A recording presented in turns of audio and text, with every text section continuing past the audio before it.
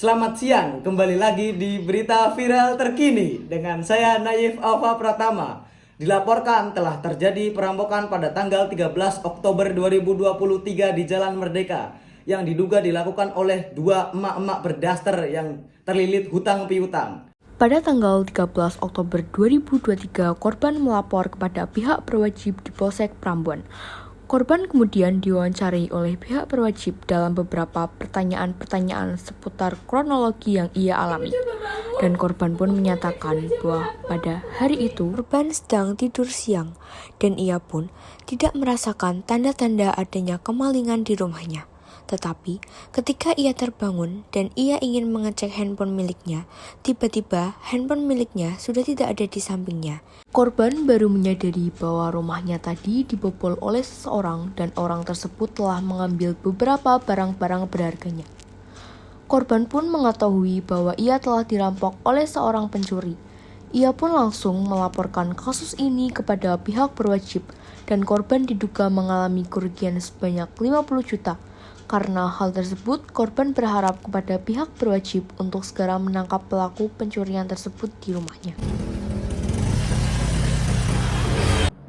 Pada tanggal 15 Oktober 2023, tim Reskrim Polsek Prambon menghubungi korban guna mendatangi langsung tempat kejadian.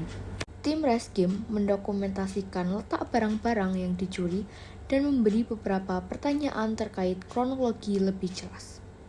Saat tim Reskrim mengajukan pertanyaan seputar barang yang hilang, ternyata korban baru menyadari bahwa beberapa perhiasannya juga hilang diambil oleh para pencuri.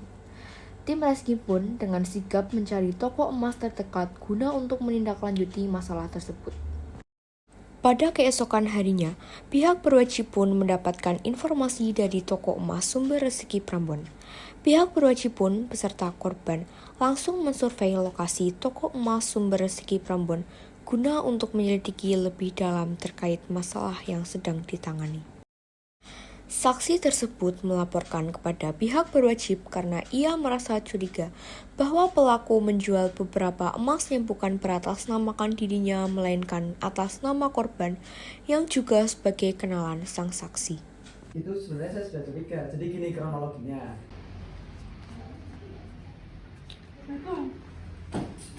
Halo, selamat datang. Mau jual emas sama sini belakang sini ya. Sebentar ya, saya cek dulu. Ya. Ini suratnya ya Pak. Sebentar. Asli loh Pak. Lo KW. Mas Dubai itu. Bisa saya lihat ininya surat? Ya silakan. Buat ikan teman saya, kok suratnya bisa ada di mereka sih?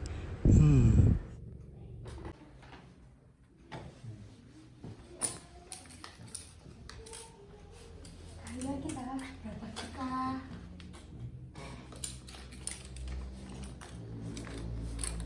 Ini berarti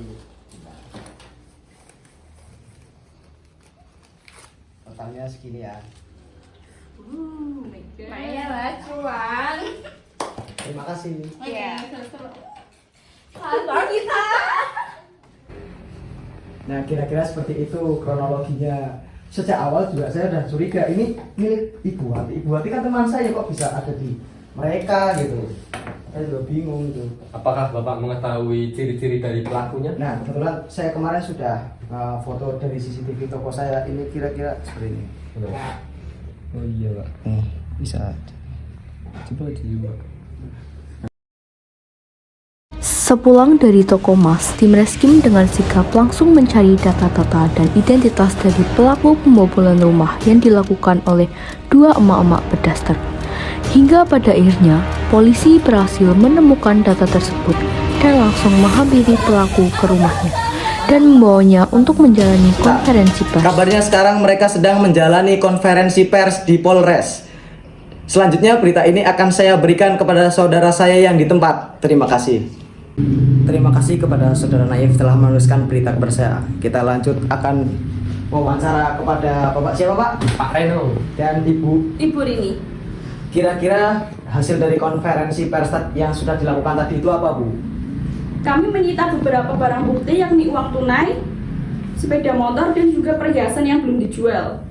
Pelaku mengaku melakukan aksi serupa di beberapa lokasi lainnya, yakni pada Juli 2023 di salah satu rumah desa Jati Alun-Alun, Kecamatan Prambon dengan hasil pencurian uang tunai sebesar 2 juta rupiah serta perhiasan. Kemudian pada September 2023 di rumah desa Jati Kalang, Prambon dengan hasil pencurian berupa uang tunai sebesar 20 juta rupiah dan perhiasan emas berupa 2 buah cincin emas beserta surat pembelian dari toko Gajah Mas. Selanjutnya pada Oktober 2023 di rumah desa Keno, Kecamatan Tulangan, Sidoarjo dengan hasil pencurian 3 perhiasan emas gelang keroncong beserta surat pembelian dari toko Gajah Mas. Motif para pelaku melakukan tindakan pencurian untuk memenuhi kebutuhan hidup dan membayar utang. Tersangka diancam pasal 363 ayat 1 ke 3 dan 4 KUHP dengan hukuman penjara maksimal 9 tahun penjara. Berikut keterangan yang diberikan. Terus selanjutnya kira-kira kronologinya dari mereka melakukan pencurian itu gimana, Pak? Jadi kronologinya tersebut ialah Menurut Reskrim Polsek Prambon mengatakan, 2 pelaku tersebut melakukan aksi tersebut lantaran untuk memenuhi kebutuhan hidup dan membayar utangnya. Pelaku mengakui bahwasanya ia beserta rekannya tidak ingin melakukan aksi tersebut. Namun, karena ia terlilit hutang yang banyak dan ia tidak sengaja menemukan rumah besar yang kemungkinan di benaknya si pelaku terdapat banyak barang-barang berharga, maka si pelaku melakukan rencana pembobolan rumah dan pencurian di rumah tersebut. Pelaku telah mengintai rumah tersebut berkali-kali untuk memastikan keadaan aman untuk melancarkan aksi pencurian di rumah tersebut. Lalu, ketika pelaku merasa aman dengan sekitar, 2 pelaku tersebut langsung melancarkan aksinya untuk melakukan pencurian di rumah yang telah ia intai berkali-kali. Dan beruntungnya, ketika ia masuk ke dalam rumah, penghuni rumah tersebut masih tertutup nyenyak, sehingga 2 pelaku tersebut melancarkan aksi itu dengan sangat lancar tanpa halangan. Pencuri tersebut mengambil sebuah handphone, beberapa perhiasan emas, motor, dan juga beberapa barang-barang berharga lainnya. kami dapati yang berupa 2 buah gelang, 2 buah cincin, 2 buah handphone, 1 buah motor, dan 2 buah dompet. Di sini ada beberapa barang bukti yaitu termasuk 2 handphone, 4 perhiasan dan 2 dompet lalu 1 kunci motor. Di sini ada CCTV dari toko emas yang membuktikan bahwa mereka telah melakukan pencurian.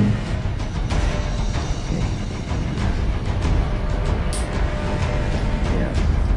Kira-kira begitu saja yang bisa dapat saya laporkan dari hasil konferensi pers hari ini. Terima kasih telah menonton berita ini. Wassalamualaikum warahmatullahi wabarakatuh. Terima kasih Saudara Pratama atas informasi yang diberikan secara langsung. Kita akhiri berita hari ini. Saya Nayef Alfa Pratama pamit undur diri. Sampai jumpa. Selamat menjalankan aktivitas kembali.